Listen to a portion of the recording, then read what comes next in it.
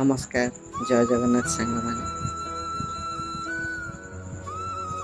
ମା ମା ଖାଲି ଗୋଟିଏ ଶବ୍ଦ ନୁହେଁ, ସେ ଗୋଟିଏ ଏମିତି ସମ୍ପର୍କ ଯେଉଁ ସମ୍ପର୍କରେ କେବଳ ଭଲ ପାଇବା, ସ୍ନେହ ଆଉ ଆଦର ଥାଏ।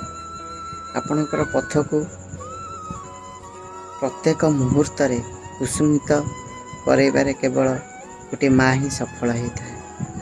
ଯେତେ ବି ଦୁଃଖ କଷ୍ଟରେ ରହେ, ସବୁବେଳେ ଭଗବାନଙ୍କୁ ଡାକୁଥାଏ, ହେ ପ୍ରଭୁ ମୋ ପିଲାକୁ ସବୁବେଳେ ଘଣ୍ଟ ଘୋଡ଼େଇ ରଖିଥାନ୍ତୁ। ଦୁନିଆରେ ତ ଅନେକ ସମ୍ପର୍କ ଅଛି, କେବଳ ଏଇ ଗୋଟିଏ ସମ୍ପର୍କରେ ଆପଣ ସ୍ୱାର୍ଥ ଖୋଜି ପାଇପାରିବେନି। ପ୍ରତ୍ୟେକଟି ସମ୍ପର୍କରେ ଆପଣ କିଛି ନା କିଛି ସ୍ୱାର୍ଥ ପାଇବେ, ହେଲେ ମା'ର ସମ୍ପର୍କରେ କିଛି ବି ସ୍ୱାର୍ଥ ନଥାଏ, କେବଳ ଭଲ ପାଇବା ଥାଏ। କେବଳ ଭଲ ପାଇବା। ସେ ଆଉ କେହି ନୁହଁ, ସେ ହେଉଛି ଆମ ମା'। ଆମ ମା'। ସେଇ ମା'କୁ ନେଇ ମୋର ଗୋଟିଏ କବିତାଟି ମୁଁ ଆପଣମାନଙ୍କୁ ଆଜି ଶୁଣେଇବି। ଆଶା କରୁଛି ଆପଣମାନଙ୍କୁ ନିଶ୍ଚିନ୍ତ ଭଲ ଲାଗିବ। କବିତାର ଶୀର୍ଷକ ହେଉଛି ମୋ ମା'। କେତେ ଯେ ଯନ୍ତ୍ରଣା, କେତେ କଷ୍ଟ ସହି ମା' ମୋତେ ତୁ ଜନ୍ମ ଦେଲୁ। ଅନ୍ଧାରରୁ ମୋତେ ବାହାର କରି ତୁ ଆଲୋକ ଦେଖେଇ ଦେଲୁ। ଛାତିରେ କୁଣ୍ଢାଇ ଗାଲେ ଚୁମା ଦେଇ ରଖିଥିଲୁ ମୋ ନାଁ।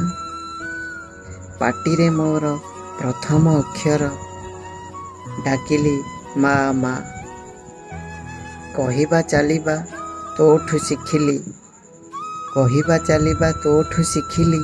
ଶିଖିଲି ମୁଁ ପ୍ରଥମ ପାଠ ପଢ଼ା। ଏହି ଶିକ୍ଷା ମୋତେ ଆଜି ବି କହୁଛି ତୁ ଆଗକୁ ଯା ଯା।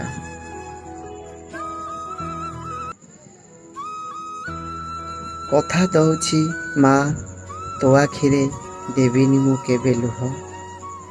ଆଖିରୁ ଲୁହ ଝରିଲେ ତୋର କେମିତି ହସିବି କହ।